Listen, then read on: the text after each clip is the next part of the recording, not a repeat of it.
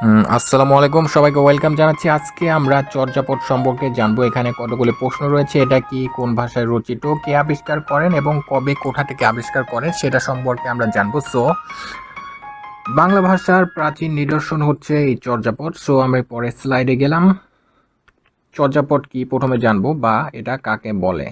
ওকে, so Charyapada হচ্ছে বাংলা ভাষায় লেখা প্রথম সাহিত্য নিদর্শন, বাংলা ভাষা ও সাহিত্যের আদি নিদর্শন।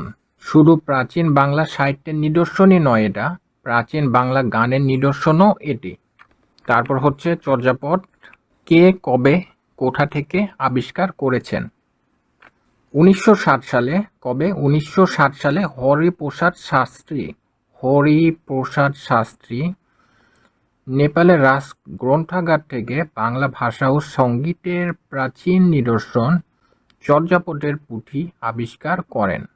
সো 1960 সালে কে করেছে? হরিপ্রসাদ শাস্ত্রী। এবং কোথায়? নেপালের রাজ গ্রন্থাগার থেকে। তারপরে প্রশ্ন হচ্ছে চর্যাপদ কোন ভাষায় রচিত।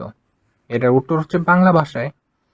আর এটা প্রমাণ করেছেন ডক্টর সুনীতি কুমার চট্টোপাধ্যায় যে চর্যাপদ বাংলায় রচিত।